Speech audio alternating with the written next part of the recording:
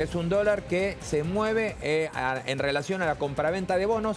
Y la otra mala noticia del día es que se están desplomando de vuelta los bonos argentinos, pero de una manera muy impresionante, María Laura. Los bonos están cayendo hasta 6% y las acciones argentinas en Nueva York caen hasta 9%. Los bancos argentinos están cayendo hoy en su cotización en ADRs al mismo ritmo que caen los bancos del resto del mundo.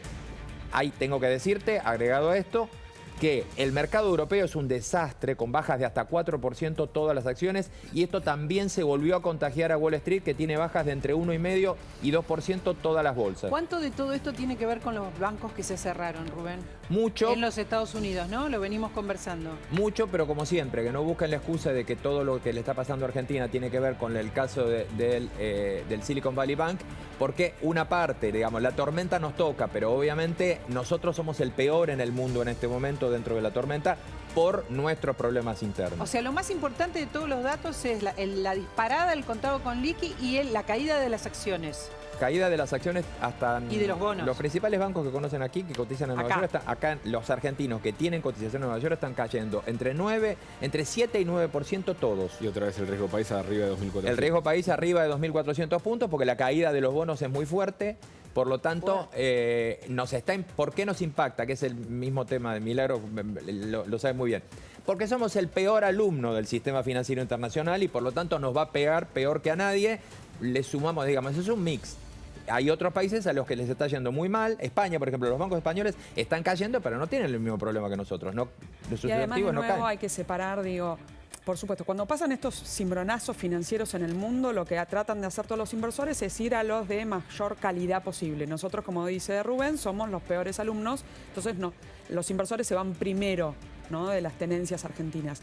Ahora, esto es esta semana con este ruido, pero cuando uno ve el interanual, es la devaluación del contado con liqui de la moneda argentina, es la mayor de la región. Digo, o sea, en el día puede ser que lo nuestro esté mejor o peor, pero cuando ve la tendencia es mucho peor en Argentina que en el resto del mundo. Y de nuevo, volviendo a la inflación, Colombia 13%, Brasil 5,5%, nosotros 102%. Entonces, para separar, ¿no? Digo, porque también el presidente habló mucho de que la inflación creció en el mundo por la guerra. Sí, el año pasado en América Latina tocó el 13% en la mayoría de los países, que venía más de un 3, un 6%, pero llegó al 13%. Nosotros tenemos 13 en 2 meses. Entonces, si queremos... Y bajó, exactamente. Ellos tocaron 13%, Brasil, por ejemplo, y bajó al 5,5% como está ahora. Nosotros... Bueno, empezamos en 55 y estamos en 102. Entonces, eso es nuestro. A ver, en marzo, según las proyecciones, entonces vamos a estar en más de 102, ¿no? Totalmente, y vamos a estar en torno a 7% en el mensual, que es muchísimo. Eso es mucho. Dijeron en torno al 6% y estamos en 6,6%, así que en este caso va a ser seguramente arriba del 7%. Sí, por ejemplo, también en noviembre las consultoras esperábamos un poco más y fue 4,9%, pero de nuevo, pensar que 4,9% es bajo. El tiempo de recuperación es muy prolongado para volver a generar confianza. Vos cuando alguien te engaña, cuando sos el peor alumno, ¿cuánto tiempo tardás en recuperarte? Varios gobiernos, décadas. Y además lo linkeo también con lo que decía Karina, esta separación que hay entre la política y las discusiones de la política y la sociedad va generando esa apatía. Entonces es Carlos diciendo, bueno, yo me adapto y trato de comprar Quijada, pero ya no nos quejamos. O sea, que no nos quejemos de 102 de inflación. También habla de la sociedad en la que estamos, ¿no? En la que ni siquiera tenemos esperanza de que en algún momento esto empiece a cambiar. Y muchas veces se extingue pensando que queda acá en Argentina, en nuestras fronteras. Sin embargo, el mundo nos ve, se nota. Tengo una anécdota, si tenés un segundo. En el Mundial de Qatar, por suerte pude ir a la final a ver el partido, y nos sentamos a comer posterior con un iraquí, un kuwaití y un catarí. Y había una conversación que tenía que ver con la inflación argentina y por qué nos pasa lo que nos pasa. Yo estaba anonadado. Estábamos hablando del Mundial, todos fanáticos de Argentina y ese fanatismo. Argentina es inflación. Argentina nos relacionaban con Messi, Maradona y la inflación. Argentina es inflación. ¿Querés agregar algún dato? Sí, hay un dato de mercado que hay que tomarlo en cuenta cuando escuchamos el discurso oficial. La verdad que no hay nada que haya funcionado, a pesar de lo que diga Alberto Fernández o de lo que diga Massa, que haya funcionado relativamente bien en los últimos 60 días. Ayer hablaba con un operador de mercado que me decía esto. Miren, ustedes están mirando la variación de los bonos todos los días, pero los bonos argentinos en los últimos 30 días cayeron 25%. Las acciones argentinas en los últimos 30 días cayeron 30%. La inflación en los últimos 30 días fue de 6,6%. El mismo operador me decía que explique más a qué anda bien, porque la verdad que no hay un solo indicador hoy, ni de mercado, ni de bolsillo de la gente que haya evolucionado bien. La economía cayó 3% desde agosto hasta ahora. Digo, entonces, porque venía creciendo. El año pasado, ¿se acuerdan que terminó en 5% de crecimiento? Entonces lo mostraban como una buena noticia. Pero desde agosto, que fue el pico del año pasado, hasta este mes, 3% abajo. Vamos a seguir hablando de la economía. Tenemos que hablar de números de la sequía, pero nos vamos a meter en otra cuestión también en breve, porque hay un conflicto internacional. La Argentina está en un conflicto internacional. Enseguida vamos a hablar de esto. Les decía que sumemos la sequía. La sequía nos va a traer pérdidas gigantescas, Rubén, lo sabemos, lo tenemos recontraclaro. Pierde el país porque la meteorología no nos ayuda, pero hay quienes están tomando algunas medidas en relación a esto, tratando de ayudar a los productores. Son los menos si hablamos de funcionarios, ¿verdad? ¿Dónde hay un ejemplo para dar? Contanos, Rubén.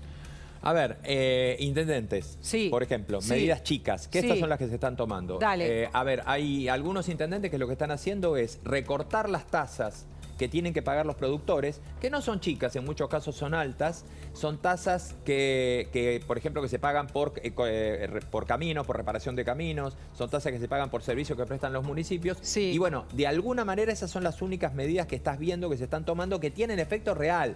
Porque la verdad que desde el punto de vista de las que anuncia el Estado Nacional, los productores vos los encontrás y todas las semanas te siguen diciendo lo mismo. A nosotros no nos llegaron.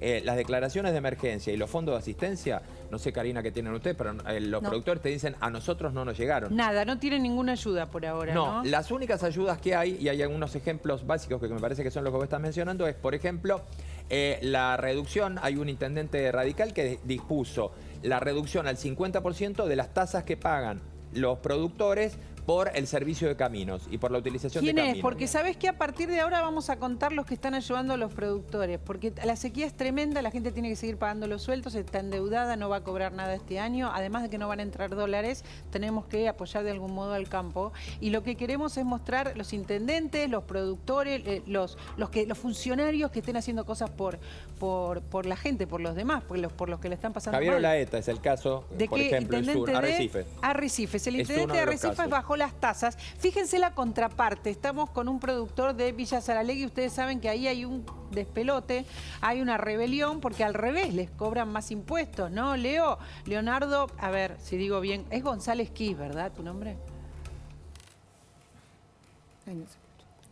No te escucho, creo que estás muteado, en el Zoom está muteado tu computadora y no te estoy escuchando. Estamos hablando del norte de Santa Fe, de Villa Saralegui, de una localidad que está en rebelión con sus impuestos, que no quiere pagar sus impuestos, porque los impuestos son enormes, al revés de lo que está contando Rubén, ¿no? De estos intendentes que están en contacto con sus productores, que están en contacto con lo que está pasando. Hay lugares donde no solo no están en contacto, sino que suben los impuestos, los duplican. Con sus límites. En el caso de Arrecife, yo hoy a la mañana leía lo que explicaba el intendente. Para él le significa bajar una recaudación de 30 millones de pesos, levantar estas tasas. No cualquiera lo puede hacer. 30 millones de pesos para Arrecifes, Para Arrecifes es un montón. Demuestra, Rubén, que se puede hacer. Lo que está faltando acá es voluntad política de tomar las decisiones, que todos sabemos más o menos por dónde ir, y que se recupere la confianza política. Yo la escuchaba a Milagros y decía, bueno, la solución no es económica, es política. Lo que falta acá es confianza política. Lo único que tenemos es una pelea de gatos permanente en el gobierno, en donde pasa esta fuga. Se van los inversores, nadie quiere comprar los bonos de la Argentina. Y esto es lo que va a la bomba de tiempo en la cual hoy nos encontramos, y que lamentablemente hay que pararla, hay que frenarla.